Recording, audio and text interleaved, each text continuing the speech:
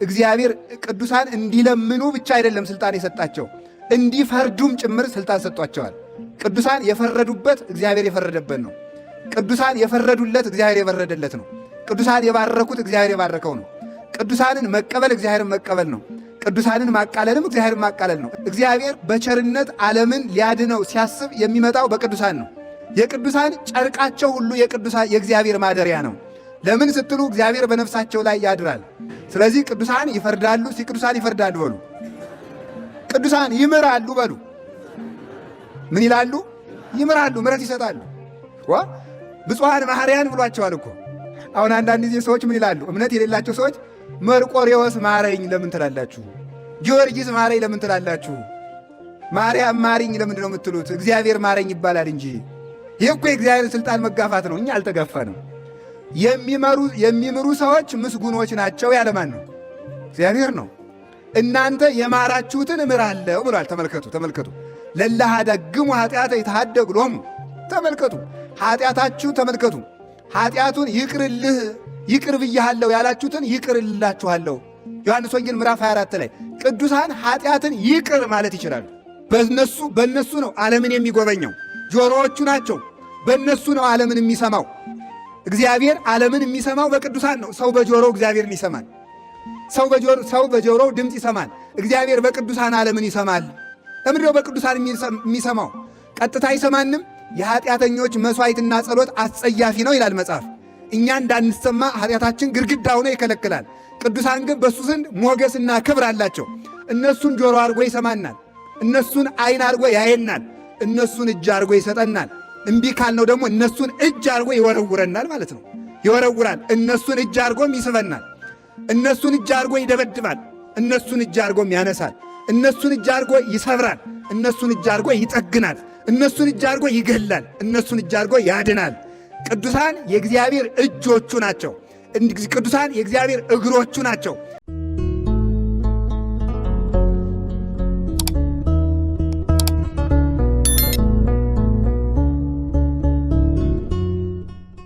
እግዚአብሔር ለቅዱሳን የፍትህ መገለጫ የፍትህ ስልጣንን ሰጥቷቸዋል። ለዚህ ነው በራእየ ዮሐንስ ምዕራፍ 9 ላይ ስትመለከቱ ብዙ የጊንጥ ሰራዊትንም አየው ይላል። በጊንጥ የተመሰለ አንደኛም ሰይጣን ነው፣ ሁለተኛ ቅዱሳን ናቸው። ሰይጣን በሁለት ዓለም ስለሚጎዳ ጊንጥ ይባላል። በስጋም ይጎዳል፣ ደዌ እያመጣ ትኩሳት እያመጣ፣ በነፍስም ይጎዳል፣ አፍገምግሞ ሲኦል ያወርዳልና። ቅዱሳን በሁለት ዓለም ይጎዳሉ፣ በሁለት ዓለም ይጠቅማሉ። በሁለት ዓለም ሲጎዱ በዚህ ዓለም መሬትን ተከፍተሽ ዋጭ ይላሉ፣ አራዊትን ያመጣሉ፣ ሰማይን ይለጉማሉ፣ ምድርን ይዘጓታል፣ ያትሟታል፣ የዘሩብሽን አታብቂ ብለው ደዌ እንዲመጣ ያደርጋሉ፣ ሰው እንዲቀሰፍ ያደርጋሉ፣ ሰው ያለ ዕድሜው እንዲሞት ያደርጋሉ፣ ለእግዚአብሔር ለማይገዛ። እንዲሁ ደግሞ በሥልጣነ ክህነታቸው አስረው በጸሎታቸው ከእግዚአብሔር አካሰው ይባ ቅድሜከ ጋሮሙ ለሙቆሃን በቀለ ደሞሙ ለአግብርቲከ ዘተክህዎ እንዳለ በደማቸው ተካሰው እስከ መቼ ነው የማትፈርድ ብለው ደግሞ አፍገምግመው ሲኦል እንዲወርድ ያደርጉታል። ቅዱሳን ጊንጥ በሁለት በኩል ነው የምትጎዳው። በጅራቷም ትነድፋለች፣ በአፏም ትነድፋለች። ቅዱሳንም በሁለት ዓለም አስረውም ይጎዳሉ፣ በዚህ ዓለምም ይጎዳሉ።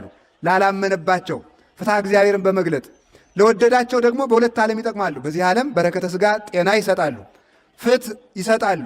በወዲያኛው ዓለም ደግሞ መንግሥተ ሰማያትን ያወርሳሉ፣ የመንግሥተ ሰማያትን መክፈቻ ቁልፍ ይሰጣሉ። ቅዱሳን ከስምንተኛው ማዕርግ ከደረሱ በኋላ እግዚአብሔርን ለምነው አይደለም በረከት የሚሰጡት። በገዛ እጃቸው ከቤት እንዳለ ከቤት ካስቀመጠው ድልብ ቆንጥሮ እንደሚሰጥ ባለጸጋ እግዚአብሔር በልቡናቸው ካሳደረው ሀብተ በረከት ይናኛሉ፣ ያድላሉ፣ ይሰጣሉ። ስለዚህ ቅዱሳን በምድርም ስልጣን አላቸው፣ በሰማይም ስልጣን አላቸውና ፍትሑ ለእግዚአብሔር ውእቱ ላዕለ ጻድቃኒሁ። የእግዚአብሔር ፍትሑ የሚገለጥ በማን ነው? በጻድቃን ነው። ፈርዖን ሲያጠፋ በሙሴ ነው የፈረደበት እግዚአብሔር። ሌሎችም ሰዎች ሲያጠፉ በጻድቃን እያደረ ፍትሕ ይገልጣል እግዚአብሔር። ስለዚህ ቅዱሳን የእግዚአብሔር ፈራጆች ናቸው፣ የእግዚአብሔር እንደራሴዎች ናቸው፣ የእግዚአብሔር የጉዳዩ ፈጻሚዎች ናቸውና እግዚአብሔር ቅዱሳን እንዲለምኑ ብቻ አይደለም ስልጣን የሰጣቸው፣ እንዲፈርዱም ጭምር ስልጣን ሰጧቸዋል። ቅዱሳን የፈረዱበት እግዚአብሔር የፈረደበት ነው። ቅዱሳን የፈረዱለት እግዚአብሔር የፈረደለት ነው። ቅዱሳን የባረኩት እግዚአብሔር የባረከው ነው። ቅዱሳንን መቀበል እግዚአብሔርን መቀበል ነው። ቅዱሳንን ማቃለልም እግዚአብሔርን ማቃለል ነው እና ቅዱሳን በአማላጅነታቸው ብቻ አትደነቁ። ቅዱሳን ያማልዳሉ አያማልዱም ብቻ ሳይሆን ቅዱሳን ፈራጆችም ጭምር ናቸው። ከክርስቶስ ፈራጅነት የክርስቶስ ፍርድ የሚገለጠው በእነሱ ነው።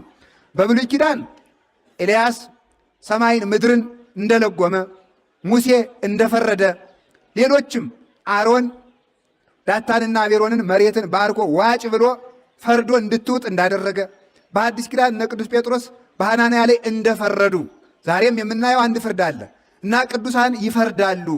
እሱ ብቻ አይደለም። ቅዱሳን እንግዲህ ተመልከቱ፣ አሁን ቅዱሳንን ደጅ ስንጸና ተበድለን እንደሆነ እንዲፈርዱልን ነው። ለሀገር ሰላም ያመጣሉ ቅዱሳን ሲባል ምን ማለት ነው? የማይመለሰውን ይፈርዱበታል፣ የሚመለሰውን ዕድሜ ያስቀጥሉለታል። ፍርድ እንዲፈርዱ ስልጣን እንደሰጣቸው ደግሞ ምን ሰጥቷቸዋል? እንዲያወርሱ። ምንድን ያላቸው ጌታችን ኢየሱስ ክርስቶስ? በምድር ካሰርከው በሰማይ የታሰረ ነው፣ በምድር ከፈታው በሰማይ የተፈታ ነው። ጴጥሮስ የፈታው እግዚአብሔር የፈታው ነው። ጴጥሮስ ያሰረው እግዚአብሔር ያሰረው ነው። አብርሃም የረገመው እግዚአብሔር የረገመው ነው። አብርሃም የባረከው እግዚአብሔር የባረከው ነው። ጴጥሮስ ውጣ ያለው እግዚአብሔር ያስወጣው ነው። ጴጥሮስ ግባ ያለው እግዚአብሔር ያስገባው ነው። ስለዚህ በቅዱሳን እጅ ፍትሐ እግዚአብሔር አለ። ቅዱሳን የእግዚአብሔር የፍርዱ እጆች ናቸው። እግዚአብሔር በእነሱ ላይ ኃይሉን ይገልጣል። ኃይሉን በእነሱ ላይ አኖሯልና። እሱ ብቻ ደግሞ አይደለም፣ ቅዱሳን የሚፈርዱ ብቻ ሳይሆን ደግሞ ረድኤቱንን እንደሚገልጥባቸው ወህዋጼ ሳይሉ ለእግዚአብሔር ይከውን ላዕለ ኅሩያኒሁ፣ የእግዚአብሔር ረድኤቱ የእግዚአብሔር መጎብኘቱ በቅዱሳኑ ላይ ይሆናል። አያችሁ፣ ቅዱሳን ሁለት ነገር ነው የሚሰጡን ማለት ነው። አንደኛ የእግዚአብሔርን ፍርድ ይገልጣሉ፣ ሁለተኛ ደግሞ ቸርነቱ በእነሱ ይገለጣል። በረከተ ጻድቃን በረከተ እግዚአብሔር ላዕለ ርእሰ ጻድቃን ይላል ሰሎሞን መጽሐፈ ምሳሌ ምዕራፍ 10 ላይ ምን ብሎ የሚናገረው? የእግዚአብሔር በረከት በጻድቃን ራስ ላይ ነው። እግዚአብሔር ወህዋጼ ሳይሉ እግዚአብሔር በቸርነት ዓለምን ሊያድነው ሲያስብ የሚመጣው በቅዱሳን ነው። እግዚአብሔር ዓለምን ሲምር የሚመጣው በእነሱ ነው። በእነሱ በኩል በረከት ይመጣል፣ ቸርነት ይገለጣል። ስለዚህ ፍትሁም በቅዱሳን ነው፣ ቸርነቱም በቅዱሳን ነው። እግዚአብሔር ዓለምን ሊቀስፍ ሲያስብ መጀመሪያ አብርሃምን ያማከረ። ሰው ባገኝ እምር ነበር ያለ። እግዚአብሔር እስራኤልን ሊቀስፍ ሲል ሙሴን ያማከረ። እኒህ ሰዎች በድለውኛል፣ ህድገኒ ጽዮን በማቴ ፈርጄ እንዳጠፋቸው ተወኝ ነው ያለው። እግዚአብሔር ሊፈርድ ሽቶ አይደለም እንዲህ ያለው። ምን ለማለት ሽቶ ነው? ጠይቀኝና ልማራቸው፣ ማልደኝና ይቅርታ ልስጣቸው ማለቱ ነው። ስለዚህ እግዚአብሔር ዓለምን በዝናብ ቢጎበኘው፣ በጠል ቢጎበኘው፣ በሀብት ቢጎበኘው፣ በጤና ቢጎበኘው፣ በሰላም ቢጎበኘው፣ ባለትዳሮችን በልጅ ቢጎበኛቸው፣ ባይታውያንን ጾር ቢያበርድላቸው፣ መነኮሳትን ፍቶታት እኩያት ኃጣው ርኩሳትን ቢያቀልላቸው፣ ለሰማይታት ጠል ቢያወርድላቸው፣ እሳት ቢያበርድላቸው፣ አንበሳ ቢያሰግድላቸው የሚጎበኛቸው በቅዱሳን ነው። ለማንኛውም ሰው መከራ የሚቀልለት እግዚአብሔር በቅዱሳን ላይ ሲመጣ ነው። ቅዱሳን በአንድ ጊዜ እግዚአብሔር ቅዱስ መጽሐፍ አለው፣ በመጽሐፉ ረድኤቱን ይልካል። እግዚአብሔር ቅዱስ ታቦት አለው፣ በታቦቱ ረድኤት ይልካል። እግዚአብሔር ቅዱሳን ሰዎች አሉት፣ በእነሱ ረድኤቱን ይልካል።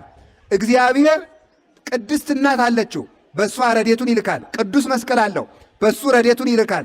ቅዱሳን መላእክት አሉት፣ በእነሱ ረድኤቱን ይልካል።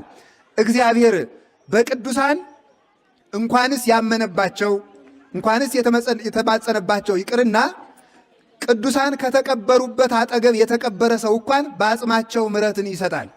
እግዚአብሔር በቅዱሳን በቁማቸው ብቻ ሳይሆን አርፈው ከተቀበሩ በኋላ በአጥንታቸው ሕይወት ይሰጣል።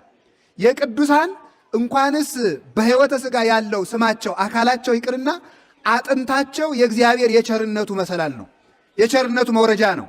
እንዲያውም አንድ ተንኮለኛ ሰው ነበረ፣ በመጽሐፈ ነገሥት የተጻፈ ውሸታም፣ የውሸት ነቢይ ማለት ነው። በውሸት ብድግ ብሎ የእግዚአብሔርን ነቢይ ያታለለ። እግዚአብሔር መልእክት ሲልከው በመንገድ ላይ ሰው የጠየቀህ እንደሆነ ግባ ቢልህ እንዳትገባ ብሎ አንድ ነቢይ ላከ። አንድ ሐሰተኛ ነቢይ ደግሞ መጣና እውነተኛውን ነቢይ ያታለለው። ምን ብሎ? እግዚአብሔር ናህኔ ቤት ምሳ ብላ አለው። አይ እግዚአብሔር ከሰው ቤት እንዳትገባ ብሎኛል፣ እኔንም እኮ ግባ በለው ያለኝ እግዚአብሔር ነው ብሎ አታለለው። ከዚያ በኋላ ገብቶ በላ። ሲወጣ ያንን ነቢይ አንበሳ በላው። ይሄኛው ሐሰተኛው ነቢይ አየና አጽሙን አገኘ፣ ቀበረ። መጨረሻ ላይ ምንድን ያለ መሰላችሁ? ቅብሩኒ ሀበ ተቀብረ ብእስ የእግዚአብሔር ሰው ከተቀበረበት መቃብር አጠገብ ቅበሩኝ። እስኪ በሉ ሁላችሁም የእግዚአብሔር ሰው በሉ። ከተቀበረበት መቃብር አጠገብ ምን በሉኝ አለ? ቅበሩኝ አለ። በኋላ ተመልከቱ፣ ንጉሥ ነግሶ የሌሎችን ሐሰተኛ ሰዎች አጽም ሲያቃጥል የዚያ ሰውዬ አጽም ሳይቃጠል ቀርቷል በብሉይ ኪዳን። ለምን? ከቅዱሱ ነቢይ አጠገብ በምናረቱ በመቀበሩ ነው። ስለዚህ ቅዱሳን ወይት ቀጠቀጥ አይጽምቲሆሙ አጥንታቸው አንድ እንኳን አይሰበርም ማለት ተጥላ አትቀርም ብቻ ተሰብስባ በአግባቡ ትቀበላለች ብቻ እንዳይመስላችሁ። ቅዱሳን አንዱ አጥንታቸው በዚያ ታች ቢጣል፣ አንዱ አጥንታቸው በምስራቅ ቢጣል፣ አንዱ አጥንታቸው በምዕራብ በሰሜን በደቡብ ቢዘራ ያች አጥንት የወደቀች አጥንት አይደለም። የእኔ እጅ ተቆርጦ አንዱ በታች አንዱ በላይ ቢጣል ወይ ይወድቃል፣ ወድቆ ይቀራል። የአንድ ቅዱስ አጥንት ግን ሲጣል ወይ ይትቀጠቀጥ የተሰበረ አይደለም፣ እዚያ ሆኖ ስራ ይሰራል፣ ጠላቶቹን ይፈርድባቸዋል።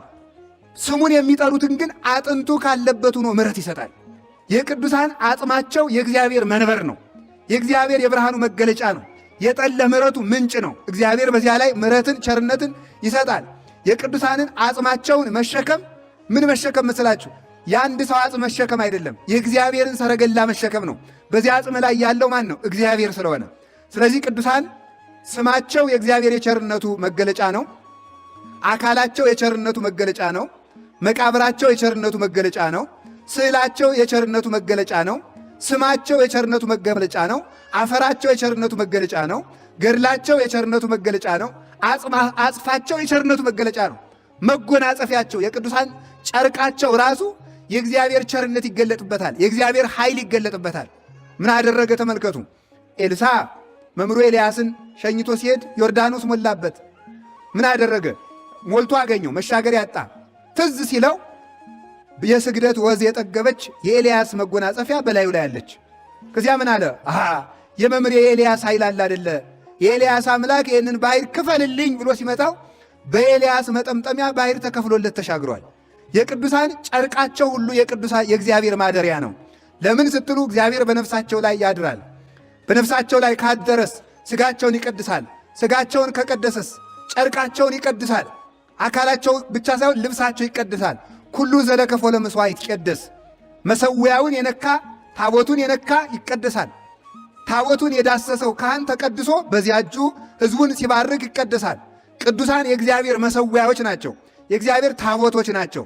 ይታምሩኑ ከማንትሙ ታቦቱ ለመንፈስ ቅዱስ እንዳለ ቅዱስ ጳውሎስ ታቦት ስለሆኑ ተመልከቱ።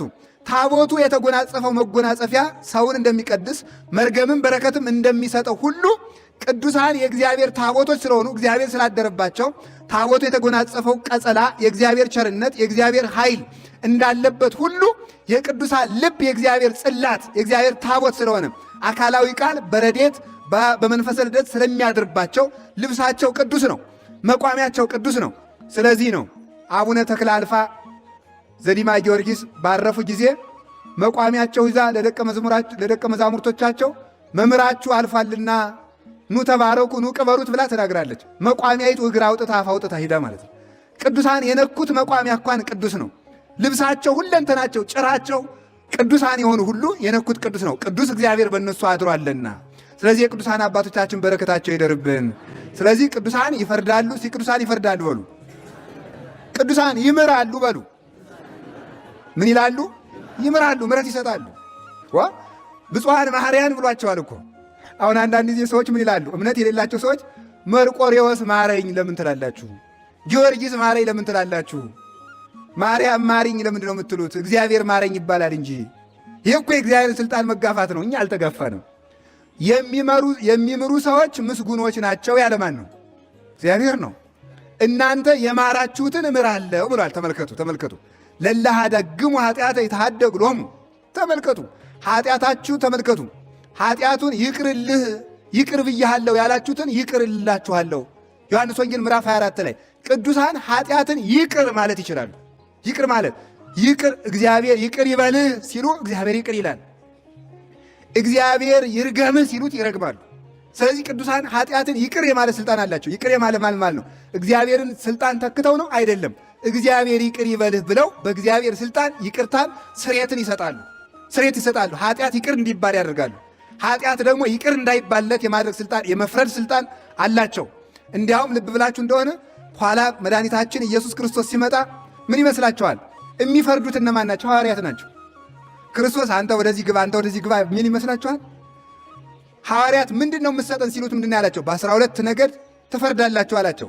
ያ ማለት ማለት ነው 12 ሐዋርያት በወንበር ተቀምጠው አንተ እንዲህ ስታደርግ የኖርክ ነህ፣ አንተ እንዲህ ስታደርግ የኖርክ ነህ ይላሉ ማለት ነው? አይደለም። በ12 ወንበር ተቀምጣችሁ ማለት የእናንተ ክህነት ነው ኋላም ሰውን በግራ የሚያቆመው።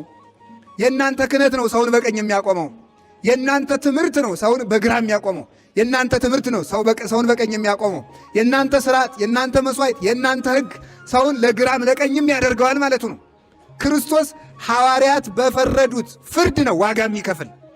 የእነሱን ትምህርት ያላከበረውን በግራ፣ የእነሱን ስርዓት ያላከበረውን በግራ፣ የእነሱን መስዋዕት ያልተሳተፈውን በግራ። የእነሱ መስዋዕት ክርስቶስ ነው። የእነሱን ክህነት ሁሉ ስርዓታቸውን፣ ቅድስናቸውን ያላከበረውን በግራ ያቆመዋል። ክርስቶስ የሐዋርያት የፍርዳቸው ዋጋ ከፋይ ነው። ራሳቸው ነው። እነሱ የክርስቶስ ዓይኖቹ ናቸው። በእነሱ ነው ዓለምን የሚጎበኘው። ጆሮዎቹ ናቸው። በእነሱ ነው ዓለምን የሚሰማው። እግዚአብሔር ዓለምን የሚሰማው በቅዱሳን ነው። ሰው በጆሮው እግዚአብሔርን ይሰማል። ሰው በጆሮው ድምፅ ይሰማል። እግዚአብሔር በቅዱሳን ዓለምን ይሰማል። ለምንድን ነው በቅዱሳን የሚሰማው? ቀጥታ አይሰማንም። የኃጢአተኞች መሥዋዕትና ጸሎት አስጸያፊ ነው ይላል መጽሐፍ። እኛ እንዳንሰማ ኃጢአታችን ግድግዳ ሆኖ ይከለክላል። ቅዱሳን ግን በእሱ ዘንድ ሞገስና ክብር አላቸው። እነሱን ጆሮ አድርጎ ይሰማናል። እነሱን ዓይን አድርጎ ያየናል። እነሱን እጅ አድርጎ ይሰጠናል። እምቢ ካልነው ደግሞ እነሱን እጅ አድርጎ ይወረውረናል ማለት ነው። ይወረውራል። እነሱን እጅ አድርጎም ይስበናል። እነሱን እጅ አድርጎ ይደበድባል። እነሱን እጅ አድርጎም ያነሳል። እነሱን እጅ አድርጎ ይሰብራል። እነሱን እጅ አድርጎ ይጠግናል። እነሱን እጅ አድርጎ ይገላል። እነሱን እጅ አድርጎ ያድናል። ቅዱሳን የእግዚአብሔር እጆቹ ናቸው። ቅዱሳን የእግዚአብሔር እግሮቹ ናቸው። እነሱን እግር አድርጎ ከሰው ሁሉ ቤት ይደርሳል እግዚአብሔር። እነሱን እግር አድርጎ ጠላቶቹን ይረግጣል። ተመልከቱ፣ ምንድን ነው ያለው? እሱ ራስ ነው። ራስ ከሆነኛ ደግሞ እግሩ ነን። ቅዱስ ዳዊት እንዲህ ይላል፣ ይቤሎ እግዚእ ለእግዚእ ንበር በየማኔ እስካገቦሙ ለጸላእትከ ታሕተ መክሕደ እገሪከ። ጠላቶችን ከእግር በታች እስከማስገዛልህ ድረስ ጌታ ጌታዬን በቀኝ የተቀመጠ አለው ይላል። ጌታ ወልድ ነው። ጌታ አብ ነው። በቀኝ የተቀመጠ ያለው ስለ ሥጋ እንግድነት ነው። መዝሙር 109 ላይ ነው። ጌታ ጌታዬን በቀኝ የተቀመጠ አለው። ጠላቶችህን ከእግር በታች እስክትገዛ ድረስ ደርሰህ። ሊቃውንቴን ሲተረጉሙት ምን አሉ መሰላቸው? ጠላቶችህን በእግር እስከምትረግጥ ድረስ ደርሰህ በቀኝ የተቀመጠ አለው። ቀኝ ስልጣን ነው። ከዛ ተመልከቱ ምን ማለት ነው? ጠላቶችን በእግር ጸላይት፣ አይሁድ፣ መናፍቃን፣ አጋንንት፣ መኬድ፣ ስልጣነ ቀሳውስት፣ ምዕመናን አለ። ተመልከቱ ሲተረጉሙት ማለት ነው። ስለዚህ ምን ማለት ክርስቶስ ጠላቶቹን በእግሩ ይገዛል ማለት እግሩ የተባሉ እነማን ናቸው?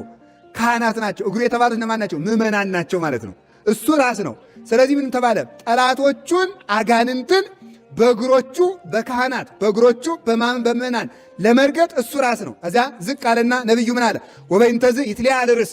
ራስ ከፍ ማለቱ ስለዚህ ነው አለ። ራስ ከፍ ሲል ዝቅ እግር አብሮ ከፍ ይላል። ራስ ከፍ ሲል ክርስቶስ ከፍ ብሎ ተሰቀለና እኛን እግር አድርጎ አጋንንትን በዚያ ረገጣቸው። እምከመ ተላዕልኩ አነ ስሕብ ኩሎ ኀቤየ፣ እኔ ከፍ ብዬ እሰቀልና እናንተን ወደ እኔ ስባችኋለሁ ብሎ እንደተናገረ። ስለዚህ ቅዱሳን ለዚህ ነው ዘወሀብከነ ከመ ንኪር ከይሴ ወአቃርብተ ወዲበ ኩሉ ኃይለ ጸላኢ የምንለው። አጋንንትን እንድንረግጣቸው እንድንቀጠቅጣቸው ኃይልን ስልጣንን የሰጠህን ጊንጡን እባቡን ትረግጡ ዘንድ ስልጣንን ሰጥቻችኋለሁ አለ ማርቆስ 16 ላይ። ጊንጡን እባቡን ትረግጡ ዘንድ ይውላችሁ እሱ ራስ ሆነና እነሱን እግር አድርጎ አጋንንትን በሐዋርያት እግር ይረግጣቸዋል።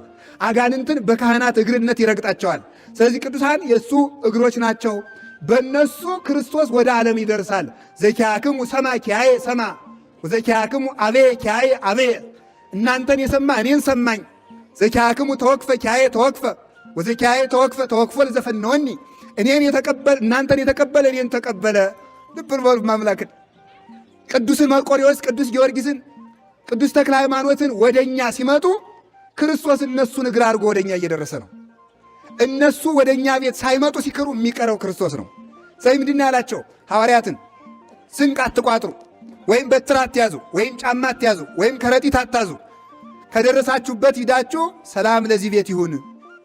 ሰላም ከተቀበሏችሁ ሰላማቸው ያርፍባቸዋል። ሰላም ማን ነው? ራሱ ነው። ውእቱ ሰላምነ ይለዋል ቅዱስ ጳውሎስ። እሱ ሰላማችን ነው አለ። እሱ ሰላማችን ከሆነ እናንተ ሰላም ለዚህ ቤት ላላችሁት ቤት ሰላም ይደርሰዋል ማለቱ ምን ማለት ነው? እናንተ ከደረሳችሁበት ቤት ሰላምን ይደርሳለሁ ማለቱ ነው። እናንተን ያልተቀበለ ሰው ሰላማችሁ ወደ ራሳችሁ ይገባል ማለቱ ሰላም እኔ ሰላማችሁ እኔ በእናንተው አድሬ እኖራለሁ፣ ቢቀበሏችሁ ግን ከእናንተ ወደ ሌላው ደርሳለሁ ማለቱ ነው። ስለዚህ ቅዱሳን የእግዚአብሔር እግሮች ናቸው። እነሱ ወደ ቤታቸው ሲመጡ ክርስቶስ አብሮ ወደኛ ይምጣልን። ቅዱሳን የእግዚአብሔር እጆች ናቸው። እነሱን እጅ አድርጎ እግዚአብሔር በረከቱን ያድለን። ቅዱሳን የእግዚአብሔር እጆች ናቸው። በእጅ የቀረበን እንዲያረቁበት ቅዱሳንን እጅ አድርጎ። ለዚህ ነው የመርቆሬዎስ ገድል ከተደገመበት፣ የተክለ ሃይማኖት ገድል ከተደገመበት አጋንንት ይርቃሉ የሚባለው በእጅ የቀረበን እንደሚወረውሩበት ክርስቶስ አጋንንትን የሚወረውራባቸው እጆቹ ቅዱሳን ስለሆኑ ነው። ገድላት ሲነበቡ አጋንንት የሚንቀጠቀጡት ከእነሱ የእግዚአብሔር እጆች ስለሆኑ ነው። ስለዚህ እነዚህ ቅዱሳን ጻድቅ መዊቶ ይኮንን ረሲአነ ረድኤትን ሲያደርሱ ይኖራሉ። በቁማቸው ሲፈርዱ ይኖራሉ። በቁማቸው የሚቀሰፈውን ይቀስፋሉ፣ የሚማረውን ይምራሉ። ከሞቱ በኋላሳ የሚል ጥያቄ እናንሳ። ለዚህም ሰሎሞን መልስ ሰጠ። በቁማቸው ሲፈርዱ ኑረዋል። እንደገና ደግሞ ምሕረት ሲያሰጡ ኑረዋል። ሲሞቱሳ ስንለው ሲሞቱሳ መዊቶ ጻድቅሰ መዊቶ ይኮንን ረሲአነ ጻድቅ ከሞተ በኋላ መንግስቱ አይሻርም አለ። መንግስቱ የጻድቃን መንግስት፣ የሰማዕታት መንግስት፣ የነቢያት የሐዋርያት መንግስት ሲሞቱ የሚሻር አይደለም። መንበሩ የሚታጠፍ አይደለም። ሲሞቱ ግብሮሙ ትተሎሙ ተመልከቱ፣ ስራቸው ትከተላቸዋለች ይላል አቡ ቀለምሲስ በራእዩ ራእይ 14 ላይ ሲናገር ስራቸው ተከትሏቸው ይሄዳል። በምድር ያፈሩት ፍሬ በምድር ተበልቶ የሚቀር አይደለም፣ ለዘላለም የሚኖር ፍሬ አላቸው። ጌታ ሐዋርያትን እንዲህ እንዳለ በወንጌል አኮ አንትሙ ዘሐረይክሙኒ አላ አነ ሐረይኩክሙ ወሬሰየክሙ ከመ ትሁሩ ወፍሬ ትፍረዩ ወውእቱ ፍሬክሙ ይነብር ለዓለም። እናንተ አልመረጣችሁኝም፣ እኔ መርጫችኋለሁ። ወደ ዓለም እንድትሄዱ ፍሬ እንድታፈሩ እልካችኋለሁ። ፍሬያችሁ ለዘላለም ይኖራል አላቸው። ፍሬያችሁ እስከ መቼ ይኖራል? ለዘላለም ይኖራል። የቅዱሳን ፍሬያቸው ለ5 ዓመት ለ10 ዓመት በሕይወተ ሥጋ እስካሉ አይደለም፣ ተከትሏቸው ለዘላለም ይኖራል። ዮሐንስ 15 ላይ ከሞቱ በኋላም ይውላችሁ ሳሉ ፈራጆችም ናቸው መሐሪዎችም ናቸው። ቅዱሳን ከሞቱም በኋላ መሐሪዎችም ናቸው ፈራጆችም ናቸው። ለምን? ክርስቶስን መስለው ከሞቱም በኋላ በደማቸው ይበቀላሉ፣ ያካስሳሉ፣ ይፈርዳሉ። ከአደም ተመልከቱ፣ ከሞቱም በኋላ ምሕረት ይሰጣሉ። መሐሪ ክርስቶስ በአጽማቸው ባፈራቸው አድሯልና ፀሐይ ዘዘልፈ ያበርድ በቅዱሳን። እሱ የሙታን አምላክ አይደለም። ኢኮነኬ እግዚአብሔር አምላከ ምውታን አለ አምላከ ሕያዋን ብሏል ራሱ ማቴዎስ 22 ላይ ሲናገር እግዚአብሔር የሕያዋን እንጂ የሙታን አምላክ አይደለም። እግዚአብሔር የሕያዋን እንጂ የሙታን አምላክ ካይደለ በክርስቶስ አምነው የሞቱ ሰዎች ሙታን አይደሉም። በደንብ ልብ ብላችሁ ስሙኝ። እግዚአብሔር የሙታን አምላክ አይደለም። የሙታን አምላክ ካልሆነ በእሱ አምነው የሞቱ ሰዎች ሙታን አይደሉም። ምክንያቱም የእነሱ አምላካቸው ነውና። ሙታን ቢሆኑ ኑሮ አምላካቸው ባልሆነ ነበር። የሙታን አምላክ አይደለምና ለኃጥአን በግድ አምላካቸው ነው፣ ለጻድቃን ግን የግድ የውድ ነው። ስለዚህ የሙታን አምላክ ስላይደለ በእሱ አምነው ያረፉ ቅዱሳን ሕያዋን ናቸው። እሱ ሁል ጊዜ በሥራቸው ሁሉ ይከተላቸዋል፣ አድሮባቸው ይኖራል። ቅዱሳን ባረፉበት ጊዜ ሁሉ በዚያ ረድኤቱን ያሳድራልና እግዚአብሔር በስማቸውም አድሮ ሥራ ይሠራልና። ስለዚህ ጻድቅ ሙቶም ይፈርዳል። እስኪ በሉ ጻድቅ ሙቶም በሉ ይገዛል። በሉ ጻድቅ ሙቶ ይገዛል። በሉ ጻድቅ ሙቶ ይገዛል። ሙቶ ምን ይላል? ይገዛል። ቃየል የሚገዛ ሳለ ነው። አቤል ግን ሙቶም ይገዛል። ቃየል ወንድሙን በእጁ በጉልበቱ የአቤልን ሥጋ ገዛ፣ ገደለ። አቤል ሙቶ ግን ቃየልን እስከ ዘራዝርቱ እስከሚጠፋ ድረስ ሙቶም በነፍስ ይከሰው ነበረ። ለዚህ ነው ቅዱስ ጳውሎስ አቤል ዛሬም ይናገራል ይላል። አቤል ዛሬም ይናገራል። አቤል እኮ ሙቷል። ምን ማለት ነው ታዲያ? አንድ በሰማዕትነት ምስክር ሆኖ ለጽድቅ ለሰማዕትነት ምስክር ሆኖ ይናገራል። አንድም ደግሞ በፍርድ ጠላቶቹን እንደ ቃየል ያሉ ነፍሰ ገዳዮችን ይፈርድባቸዋል። ስለዚህ ቃየል ምንድን ነው ያለው? ጌታ የወንድምህ የአቤል ደም ወደ እኔ ደርሷል አለ። ስለዚህ አንተ ተቅበዝባዥ ትሆናለህ አለው። አቤል ሙቶ ቃየልን ገዛው። ስለዚህ ቃየል ምን ሆነ? ተቅበዝባዥ ሆነ። ምድር አላበቅልለት አለች። ምድር ተቅበዝባዥ አደረገችው። ምድር በሙሉ ተበቀለችው። ልጆቹም እንዳይረቡ ሆኑ፣ በንፍር ውሃም ጠፉ። እሱንም የገዛ ልጁ በድንጋይ ብሎ ገደለው። አቤል ሙቶ ገዳዩን ገዛ። ጻድቅ ሲሞት ይገዛል፣ ገዳዮችን ይገዛቸዋል። አያችሁ፣ ክርስትና እንዲህ ያለ ነው። ከዓለም በተቃራኒ ነው። በዓለም መስመር ስናሰምረው ክርስትና ሁልጊዜም ተቃራኒ ሕግ እየሆነብን እንኖራለን። ክርስትና ሙቶ መግዛት ነው፣ ገሎ መግዛት አይደለም። ጻድቅ ሲሞት ገዳዮችን ይገዛል። ኃጥእ ሲገል ግን በገዳዮቹ ይገዛል፣ ይቀዘበዛል ሁልጊዜም። ስለዚህ አቤል ሙቶ ቃየልን ገዛው። አብርሃም ሙቶ ይገዛል፣ ለልጆቹ ርስት አውርሷቸዋል። ለአባታችሁ ለአብርሃም የማልኩለትን ምድር አወርሳችኋለሁ ይላል። ተመልከቱ፣ እስራኤል ፈርዖንን የገደለው እኮ ሙሴ ብቻ መሰላችሁ? አብርሃም እኮ ነው የገደለው ፈርዖንን። አብርሃም የዚያን ጊዜ አባታችን አብርሃም እኮ የለም። ምን ማለት ይመስላችኋል? አብርሃም በቃል ኪዳኑ ፈርዖንን ገድሎታል። ለምን? ለልጆች ርስት አውርስልሃለሁ ብሎታልና። ስለዚያች ቃል ኪዳን የፈርዖን ትዕቢት ጠፋ። ስለዚያች ቃል ኪዳን ባሕር ተከፈለች። በሙሴ ላይ አድራ ያለችው እግዚአብሔር በአብርሃም ራስ ላይ ያሳድራት የኪዳኑ ኃይል ነበረች። ያች ናት በሙሴ እጅ ሆና ባሕርን ያንቀጠቀጠች፣ የከፈለች፣ ጠላት ያሰጠመች፣ ለወዳጆቹ ርስት ያወረሰች እሷ ናት። ሙሴን ትከተለው የነበረችው ያች ረዴት እኮ የአብርሃም ረዴት ናት። አብርሃም በልጆቹ በእስራኤል አድሮ አማሌቃውያንን መታ። አብርሃም በልጆቹ በረዴት የአብርሃም ቃል ኪዳን ማለት ነው። ረዴቱ አድሮባቸው ባሕር ከፈሉ። የአብርሃም የቃል ኪዳኑ ኃይል ኢያሪኮን አፈረሰች። የአብርሃም የቃል ኪዳኑ ኃይል ከሞተ በኋላ እኮ ነው። ተመልከቱ፣ ርስት አወረሰች። እንዲሁ ምን ይላል መሰላችሁ? አብርሃም መጽሐፈ ገነት ምን ይላል? አብርሃም ለልጆቹ ርስት ያወረሰ መጀመሪያ በመቃብር ነው ይላል። በመቃብር ይውላችሁ። ስለዚህ መነኩሴ ሆይ መቃብርን ውደድ ይላል። መቃብርን ውደድ። አብርሃም ርስት ያወረሰ በምንድን ነው አልኳችሁ? በመቃብር። አብርሃም ስደተኛ ነበር። መጀመሪያ ሂዶ እዚያች አካባቢ ምንድን ያለ አቅብሩኒ በርኔ ሳራ ሙታብኛለችና እንደው ለመቅበሪያ ባካችሁ ስጡኝ አለ። መጀመሪያ አይ ወዳጆቹ ሂዶ ነው ሲለው ምን አለው? አይ በእኔና ባንተ ዘንድ ምንቁም ነገር ነው፣ ዝም ብለህ ቅበር። ዋጋይቱ እንግዲህ ቦታይቱ ውድ ናት፣ 400 ምዝምዝ ወርቅ ታወጣለች እና ውድነቷን ውድ ናት፣ ግን ለአንተ ስል ተወው አለው። በዚያው በብልሃት ምን ነግሮ ነው? ሂሳቡን እየነገረ ማለት ነው። ይሄማ በፈሊጥ ዋጋውን ሲነግረኝ አይደለ ብሎ ዋጋውን ሰጠ። አንዳንድ ሰው ይውላችሁ የሆነ ነገር ሰጥቶ ውድ ነው ግን ለአንተ ስል ይቅርብ ሲል ውለታውንም በዚያው እንዳትረሳ ማለቱ ነው። ከዚያ እንደዚህ ያለና ተመልከቱ ምን አደረገለት? አብርሃም በ400 ምዝምዝ ወርቅ ለሳራ መቃብር ብቻ ገዛ። ለሳራ መቃብር ብቻ። በዚያች መቃብር ምን ወረሰ? ለልጆቹ ርስት አወረሰ ይላል። አብርሃም በመቃብር ርስት አወረሰ። መጀመሪያ ግን ለሚስቱ መቃብር ብቻ ነበር የገዛ። መነኩሴ በመቃብር ማለት ምን ማለት ነው? ተመልከቱ። መቃብር ውስጥ ደስታ ነው ለቅሶ ነው ያለ? በሉ ንገሩ። መቃብር ደስታ ነው ለቅሶ ነው? መቃብር ስታዩ ትስቃላችሁ ወይስ እንባችሁ ይመጣል? በእርግጥ አታለቅሱ፣ ማልቀሱ እንደ ወጉና ያልኩኝ እንጂ እንባችሁ ነው የሚመጣው ወይስ ሳቃችሁ ነው የሚመጣው መቃብር ስታዩ? ስለዚህ አብርሃም በመቃብር ለልጆቹ ርስት እንዳወረሰ መነኩሴ ሆይ አንተም ካለቀስክ ለምእመናን መንግሥተ ሰማያትን ታወርሳለህ ነው። መቃብርን ውደድ። መጀመሪያ መቃብር ግዛና በመቃብር አገር ትገዛለህ ያለው በለቅሶ በንስሐ በትህርምት ማለቱ ነው። ስለዚህ አብርሃም ሙቶ ኢያሪኮ ሰዎችን ገዛቸው፣ ግንብ አፈረሰ። አብርሃም ለአባቶቻችሁ የማልኩላትን ምድር አወርስላችኋለሁ። ሙተው ነበር እኮ ኢያሪኮን ያፈረሱት አባቶቻችን፣ ሙተው ነው ርስት ያወረሱት። የአብርሃም ርስት እስከ ክርስቶስ ድረስ የአብርሃም ቃል ተሻግራ ትጠብቅ ነበረ። ስለዚህ አብርሃም ሙቶ ገዛ። እስኪ በሉላችሁ አብርሃም ሙቶ ገዛ በሉ። አብርሃም ምን ሆኖ ገዛ አልኳችሁ? ሙቶ ገዛ። ልበ አምላክ ቅዱስ ዳዊት ሙቶ ይገዛ ነበረ። ልጁ ሰሎሞን በኃጢአት በተሰነካከለ ጊዜ በወደቀ ጊዜ እግዚአብሔር ምንድን ነው ያለው? ሰሎሞን መንግሥትህን ለሁለት እከፍልብሃለሁ፣ ግን ስለ አባትህ ስለ ዳዊት ስል በዘመንህ አላደርገውም አለ። ስለዚህ ምን አደረገ? ቅዱስ ዳዊት ሙቶም የሰሎሞንን መንበር ይጠብቅ ነበር። በምን? በቃል ኪዳን ሙቶ ያስተዳድራል ቅዱስ ዳዊት። ተቀብሮም ያስተዳድር ነበረ፣ ተቀብሮም ይገዛል ማለት። ስለዚህ ቅዱሳን ከሞቱ በኋላም ይገዛሉ፣ በረዴትም ያስተዳድራሉ፣ በኃይልም ያስተዳድራሉ። በኃይል ጠላት እየተበቀሉ፣ በረዴት ወዳጆቻቸውን እየጠበቁ ያስተዳድራሉ፣ ይመራሉ ቅዱሳን። ኋላ እንግዲህ ደግሞ ተመልከቱ፣ ከጌታ ዘመን ደረስን። ዮሐንስ መጥምቅ ሙቶ ጠላቶችን ገዝቷቸዋል። አይደለም እንዴ?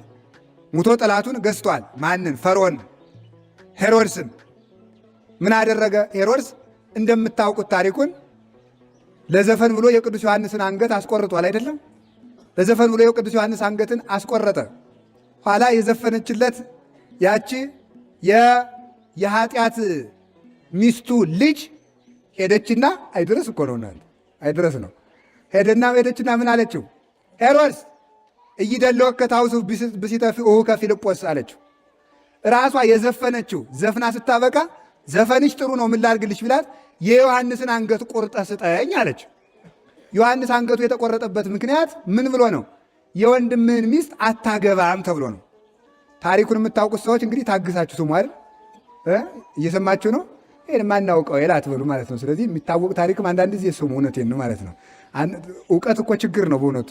አይደል? እውቀት ያስታበያል፣ ፍቅር ግን ለዘላለም ይኖራል አለ። ስለዚህ ምን ማለት መሰላችሁ? ስለዚህ ዮሐንስ አንገቱን የተቆረጠ በዚያች ሴት ምክንያት ነው። አስቆርጣ ሲያበቃ እየሮጠች ዳ ምንድን ነው ያለችው? ሄሮድስ የወንድምን ሚስት ልታገባት አይገባም አለች። ማናት እንደዚህ ያለችው? አብዳ እኮ ነው፣ ራሷ ያስቆረጠችው ሴት ናት። ፊት ኃጢአት ማሰራት ኋላ ምስጢር ማውጣት ምን የሚለው በሰይፍ በሉልኝ፣ በሰይፍ ተፍጃጁ ማለት ነው። እናቲቱንም መሬት ተከፍታ ዋጠች። ማን ቀረ? ሄሮድስ። ከዚህ በኋላ ንጉሡ ወስዶ አሰረው። ተልቶ ሸቶ የገዛ ስጋውን እየወጨቀ እየበላ ሞተ። መዊቶ ጻድቅ ተመልከቱ፣ ጻድቅሰ መዊቶ ይኮንን ረሲያነ። ዮሐንስ ሙቶ ጠላቱን ገዛ። እየበረረም 15 ዓመት እስከ ምድረ አረቢያ ድረስ ወንጌልን አስተማረ። ሄሮድስ ግን ስም አጠራሩ በሙሉ ከምድረ ገጽ ጠፋ ማለት ነው።